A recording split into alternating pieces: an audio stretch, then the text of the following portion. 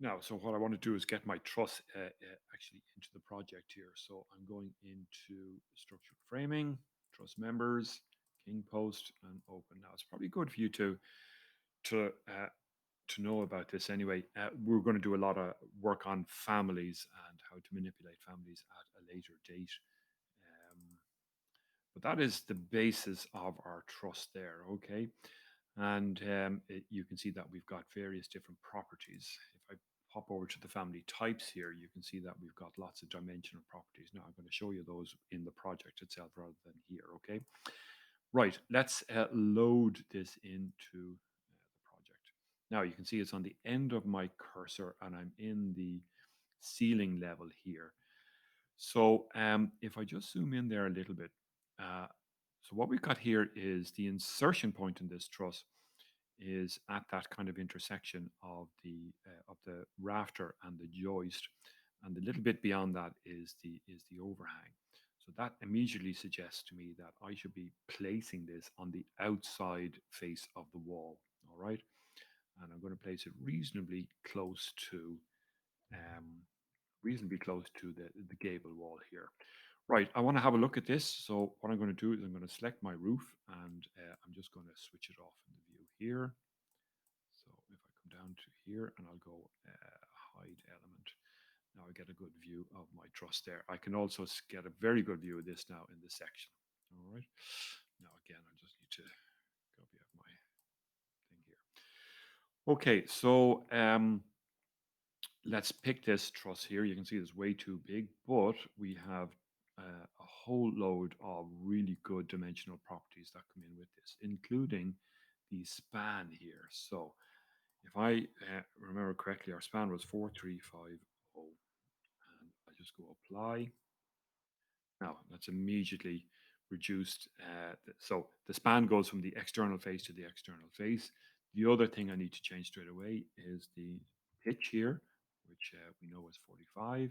Now we're looking particularly good. What we need to change is the top boom. It's referring to the top boom here, but that's actually our rafter. So I'm going to make that 50, and I'm going to make this one, the depth of this one, 175.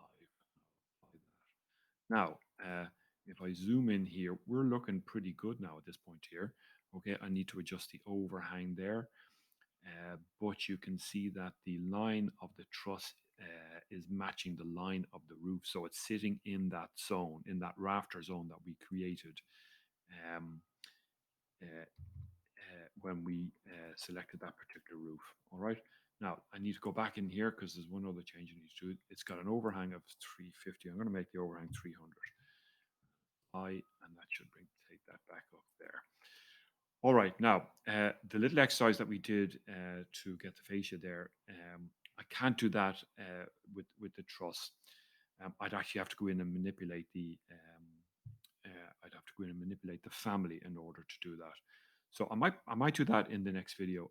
I'm not really hugely concerned if that doesn't work out for you in this case, to be honest with you. So I'm just going to leave it at that for the moment. Now, in your TDS project, you might have a collar in across here rather than this arrangement, and that's fine. And again, that is all a manipulation of the truss family. Um, but to me, that's a little bit too advanced for you at this point. So we're going to go back on that probably in next semester, and we'll take a closer look at that. All right, so I've got my rafter in place. I'm going to go back to my ceiling here and it's selected. So I'm just going to use my arrow keys here and I just want to I'm going to make that distance around 50 mil, 75 mil, something like that. And then I'm going to copy multiple and I'll pick that and I'm going to drag this across and we said we were going to do these around 450. That, 450. So once I've got a few in, now I can pick that one, I can pick this one, I can pick this one. And again, I'll just do my copy across like so. All right. So we pick this up in the next video.